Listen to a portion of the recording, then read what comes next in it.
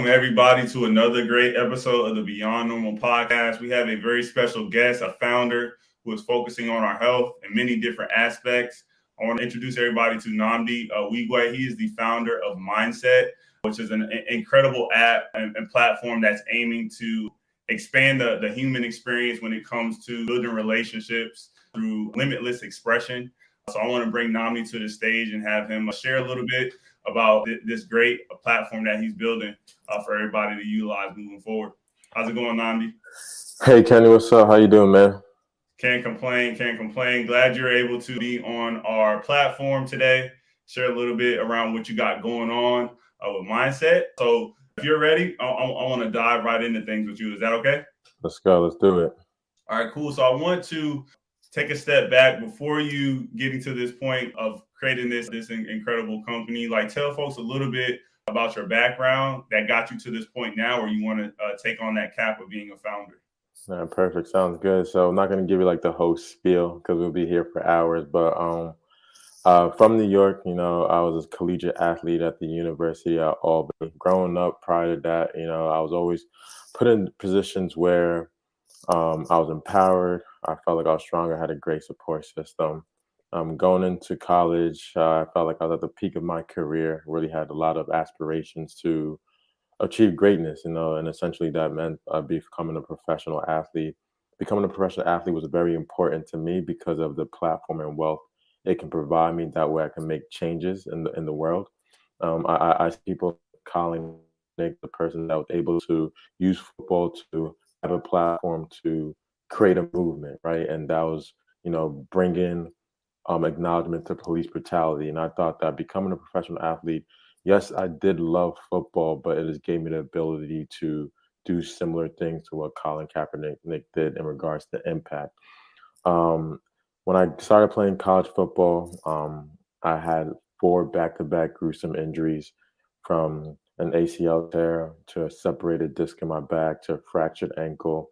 And then my final season, my most important season, where I literally put all my eggs in one basket, never had one any harder than I ever did in anything in regards to life to achieve my dreams. 4th, 5th game into the season, playing pretty well, I injured my knee again, my LCL, MCL, and meniscus. Unfortunately, it ended up sidelining me for the remainder of the season. And that was really devastating to me at that given time. I thought, damn, like this is it for football. But, I still try to pursue it. And, eventually the doors did close, and it ended up putting me into the darkest stage or the darkest moments into my life, because I indirectly put all this pressure on myself to make the world a better place and change now. And that wasn't only for my family, making sure, kids growing up, their dreams to retire their parents, but that was also for the aspirations to build shelters, hospitals, etc. So when football was taken away from me, I felt like that dream of mine was vanished, and I wouldn't have the ability to do that. I felt like I let the whole world down. And it really put me into that dark moment that I talked about. So I ended up moving, right? I was in New York at the time, and I felt like my city kind of acknowledged me and saw me for that professional athlete, that star athlete. And when I came back to the city, that's everything that I was reminded of. I needed to break away from that. So I moved to Atlanta. And in Atlanta, I was able to kind of really get to know myself and explore and understand the impact and legacy that I actually wanted to create in this world. And just using my experiences, aligning it to my purpose and my passion and abilities, it brought me to this moment where I was able to start thinking and creating this app that I am. Appreciate that breakdown there, Nnamdi. The athlete experience, that journey that a lot of athletes are on. The ones that make it to college and even to the professional level, in many aspects, you're unicorns, right? Because you have Yeah, to persevere and make it through so much. And then you coming back home, I can only imagine, right? You're still wearing that athlete tag, right? Everywhere you go.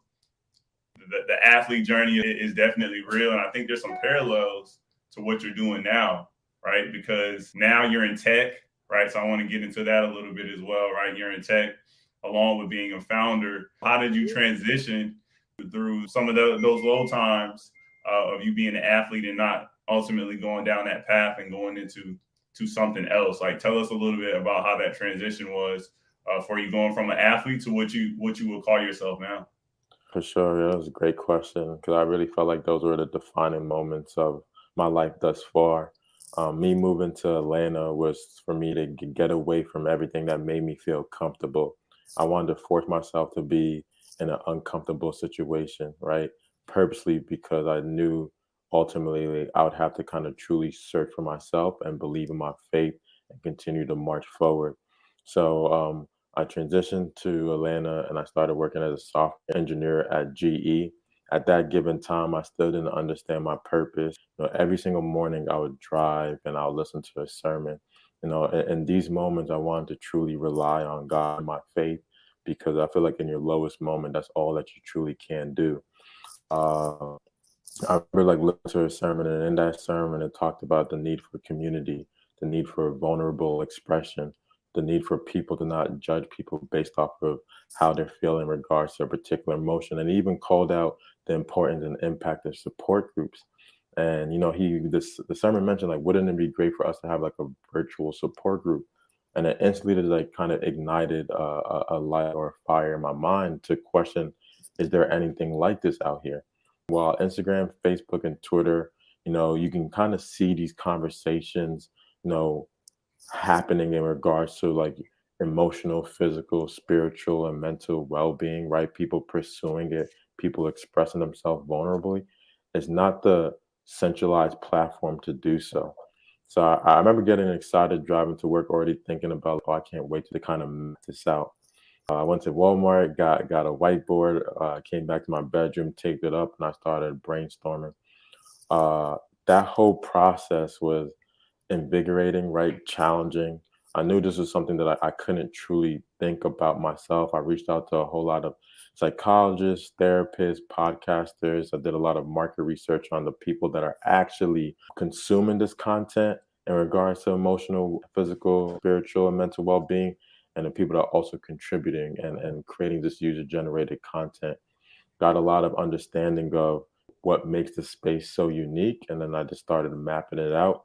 My background in regards to like being a software engineer and then being promoted and becoming a product manager allowed me to understand who my target audience is, what do they want, and then how I can deliver and execute on it. Thanks for that breakdown there, Nnamdi. And I appreciate you being able to talk a little bit about that moment, right, where you heard something, you heard one piece of audio, and it seems like that resonated with you. And then that next step was for you to really whiteboard things out and make it very simple and see, what's out there. And you've been having conversations with people to validate this idea. I think a lot of times when somebody has that one light bulb moment, that's the next step, having as many conversations as you possibly can. Yeah. And I appreciate you shouting out podcasters there because we have a lot of conversations on this platform, obviously having conversations with founders like yourself. But it seems like that was a real big moment for you, right? The way you just mapped it out, almost like movie picture style. Like I can see it in a movie, right? Having that initial light bulb moment to now where you're starting to see some of those thoughts come to fruition. I'm curious, I want to pivot a little bit into, okay, now you're a founder. Yeah. Right, which isn't easy. Yeah. And you discussed a little bit around, you've gone through this period where you're learning about yourself, you're learning what you really want to do with your life, what's the impact you want. So I'm curious, like through all that, right, there's always these learnings about what we're good at and what maybe our opportunity areas. So for you as a founder, wearing that founder hat, like what's one of the strengths that you've relied on going through this journey, creating this business? And then on the flip side of that, like what's an opportunity area, an area that you need to focus just a little bit more on because you may have not had these experiences in the past, or that's just an area that you see as an opportunity to grow moving forward? Gotcha. So two things. So at first, it definitely wasn't really a weakness, but I realized immediately that no one's going to believe in your vision. No one's going to believe in your mission until you believe in it, right? And I felt like in the initial stages of my journey, I was seeking a lot of validation from a lot of people, right? I wanted people to say like, oh, this is an amazing idea. This is a great idea, right? And, when you think about mental health, physical health, all mental health, especially spiritual health too, emotional health as well, not more so physical health, you know, not a lot of people grasp onto that concept. So it's hard for me to actually sell that, especially to like people that look like me. Because now me speaking on it, people kind of seen it as gibberish. Like I'm not gonna lie to you and make it seem as if I was talking about all these things prior to what I went through. So when I started talking about it, everyone thought it was a facade, right? But they didn't feel what I felt. They didn't go through what I went through. And so I told myself, you know what? At the end of the day, I'm not making it for my friends, my families, my peers, or those so I could possibly be making it for. Like my impact goes beyond that. So I had to start thinking about, okay, perseverance, right? And like the stages to get to where I want to get to and stop seeking validation from other people. So once I was able to kind of get rid of that notion, I felt like I was able to kind of walk in my stride and run at a good race to then execute my goals. So in short, I think it's all about believing in yourself truly, right? Don't let anyone stomp on your dreams, right? Because they're your dreams. It's not other people's dreams, right? When you are seeking validation for other people, it stops becoming your dreams and it becomes somebody else's. So that was something that I instantly tapped into because, this whole founder lifestyle is very cyclical, right? The emotions run high and low at any given part of the day. But the thing that must remain is just your resilience and your perseverance. Because when you think about life, when you think about sports, when you think about adversity, right? It's never smooth sailing, but if you believe in yourself, you're always going to come out the other side victorious, whether that's through lessons or through success. So that's more so of my strengths, and that's some like advice and tips I can give to anybody, right? And that's just a life tip that I really incorporated into my founder strategy. In regards to weaknesses, right? Growing up, I'm super hard headed. I'm not gonna lie. I grew up. I was the middle child, right? My brother went to college like pretty early on, so I was like the only boy in the house for a given time with two sisters. I was a captain, so I always thought that I had to lead. I had to do things by myself, right? As much as I love sports and like the team concept, I was always independent in my execution. I always felt like I can do things by myself, and that was certainly from me seeing how my dad like went about his life, right? My dad came from Nigeria to America and just grinded and hustled, put his head down, and made a way. So me following that blueprint, it's contagious, right? It's toxic in a sense, and it's beneficial in others. But when you're growing as a founder and you're building a team, you're going to plateau at a particular point where you may get burnt out, you may run out of ideas, and even the ideas that you're putting out is your own ideas, and you can't trap yourself into thinking that everything that you're thinking is the right way to go. And there's that mantra like if you want to go far, if you want to go fast, go by yourself. If you want to go far, go with others. So once I started incorporating this team aspect, head of business development, head of user experience, head of psychology, head of digital branding, head of mental health community and community engagement. I've never felt this impactful in the things that I'm doing now, right? Because we're all leaders in a sense. We all collaborate, and the ideas and the things that we're doing right now make sense more than it's ever been because we're not falling into like groupthink. So that was like a weakness I had, right? But I'm turning that weakness into a strength as we speak, and it's blossoming into something beautiful. Appreciate you, elaborating on that there, Nnamdi, and being so transparent and open with us around that strength of yours and then that opportunity, right?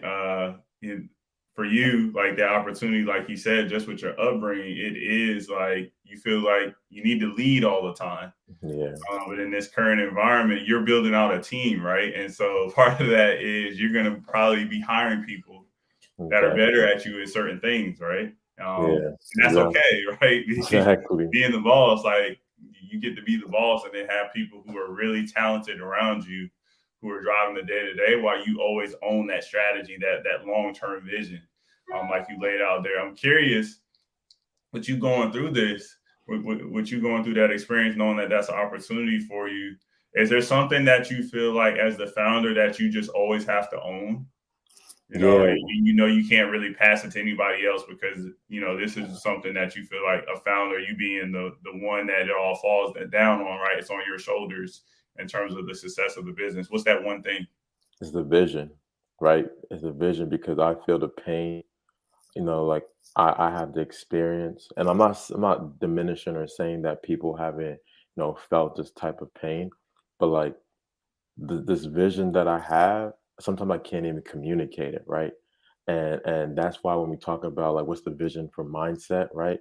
Is to create a world of world being, where we ultimately are able to come to a place and achieve peace, right? For me, it goes beyond the app, right? For me, it's events, it's photo shoots, it's gatherings, it's merchandise and products. But obviously, I understand that it's a marathon, right? And I can't keep on just talking about the vision because we won't get so far if we're only looking up, right?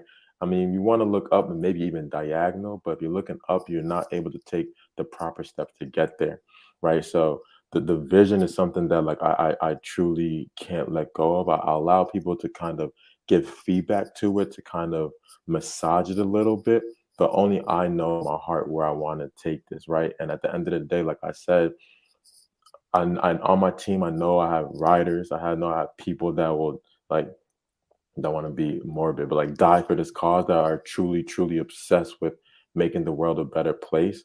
But my sleepless nights, my pain, my frustrations with this founder process is all because I want to be able to make this world the best that it can possibly be, right? I want to pay it forward that way when, I die, that I'm able to leave a legacy and impact and say that I left this world better than what it was before. And that's my vision at the end of the day, right? And like that's my purpose. And that's something that I won't let anyone ever take away from me. Appreciate you there, Nnamdi, owning that vision. That's a big one. That's a heavy one to make sure you always have on your shoulders. But I think that's important as you being the leader ultimately of the business. And so, with that, I want to dig a little bit into the experience because I know you've done some piloting, some small rollouts where you're testing and gathering data. So tell folks a little bit for those who aren't aware, like what's the experience like for folks that are logging into this app? What can they look forward to as you look to release to the masses? Gotcha. So like there's an as is process and then there's a future process, right? So for many of you on that's viewing this podcast right now, you guys won't know that prior to mindset, the app division was called ADDIE, and ADDIE was an acronym for Aspire to Inspire. Um, and in a nutshell, it's kind of similar, but we're doing things a different way. Our target audience is kind of similar as well, but we're breaking out new features, removing other things, right? So in the process of ADDIE, it was kind of more so of a beta and alpha release, where we wanted to allow users to kind of, want to give users so many features and then determine by the data analytics what people use the most, what people use less frequent, build around that, get feedback, understand the pain points, challenges, and then pivot where necessary. To break it down into three pillars, I tell people this all the time. ADDIE was a place where one you can research on, physical, emotional, mental, and spiritual health topics pertaining to you, your loved one, or just society in general.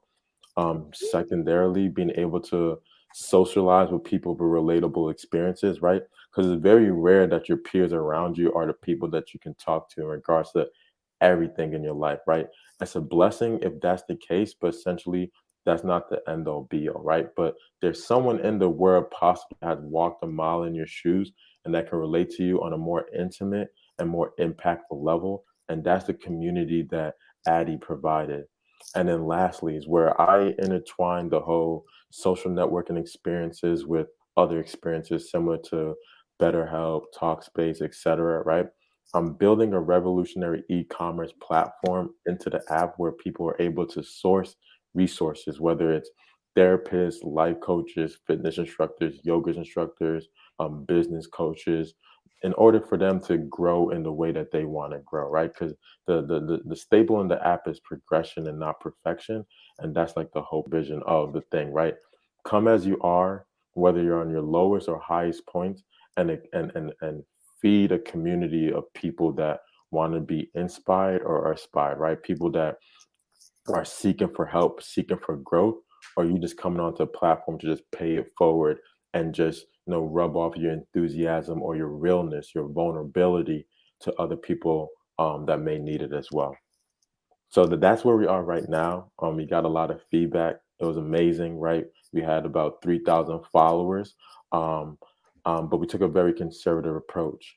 And now, understanding our feedback and our data points, we interviewed over about like hundreds of people, just asking like, what do you like about it? What don't you like about it? And I really encouraged them to kind of destroy the app. Like, tell me like what you hate about it. And we got a lot of great stuff. Like some people were talking about how, um, like they want to share so much. Like this was a great data point, right? We saw that there was over like 600 saved drafts, right? You know how on Twitter you can save a draft. We saw about over 600, 700 saved drafts, right?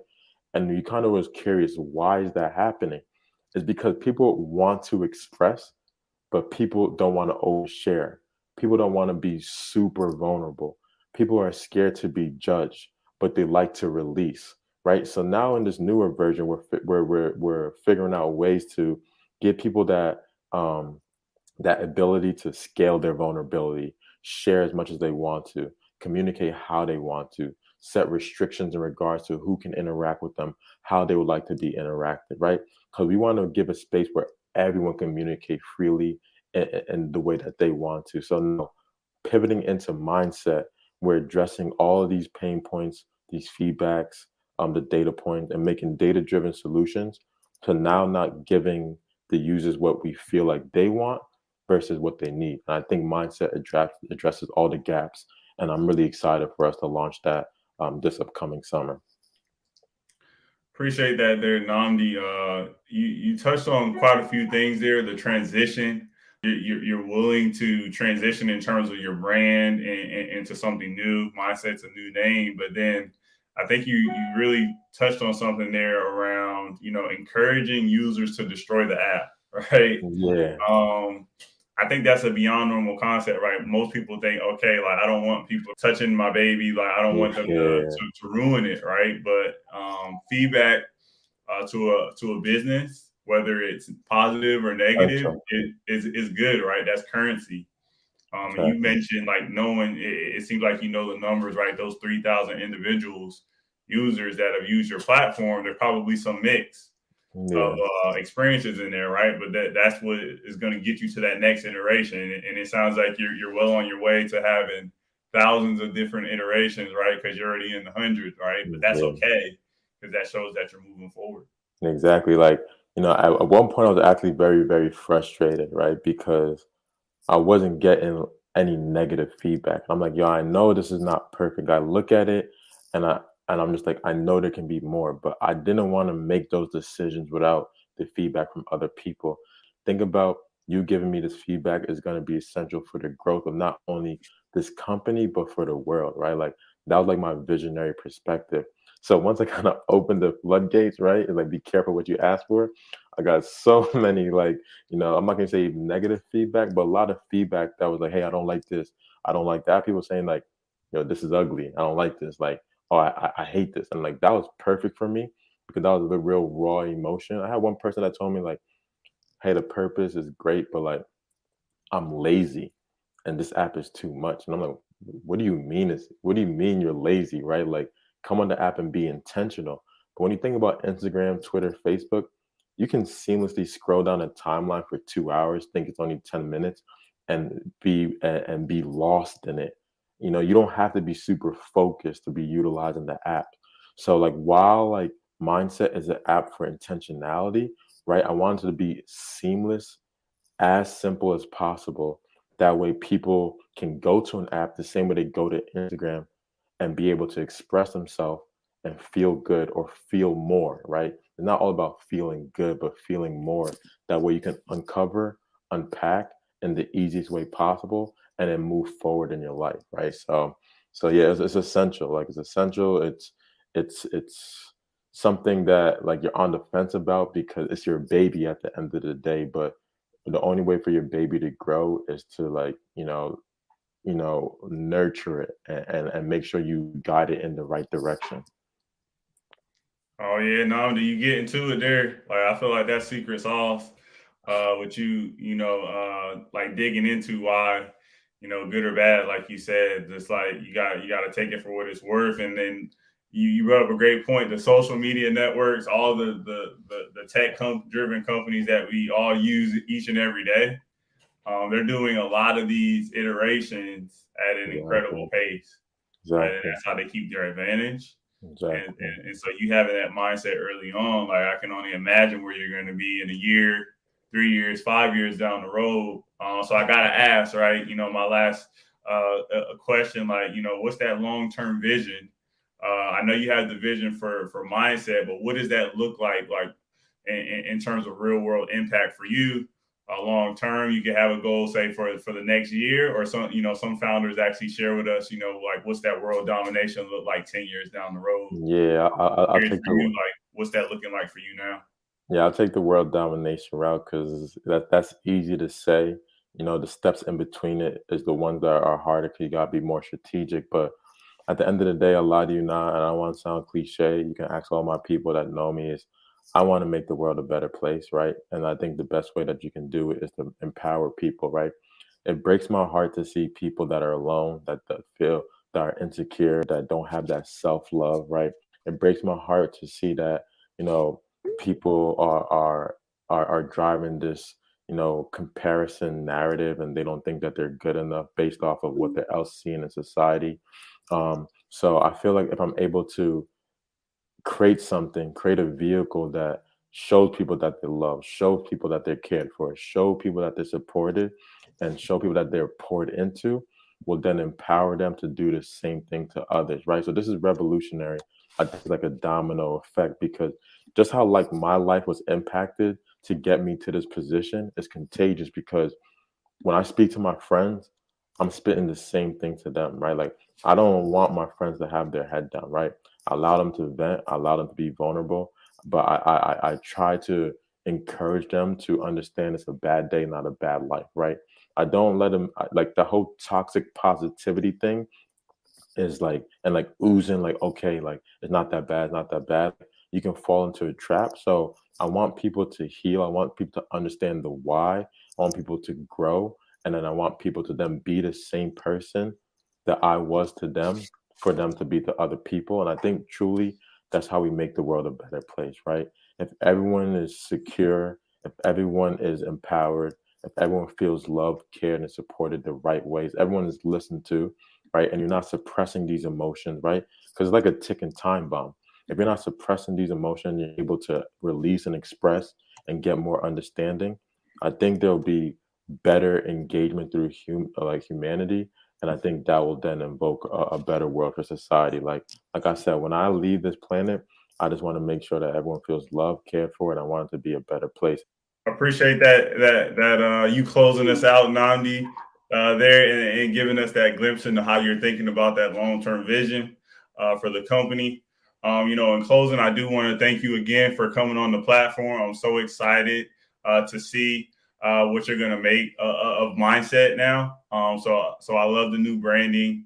I know you and the team are working hard. I know your team is built out and growing as well. But in closing, what do you want to leave that last thought for folks who are listening in terms of what's going on for mindset and even broader, right? Because we have a lot of founders that listen to our podcast, right? So I'm curious, like, what's that lasting thought you want to have for those who are listening in?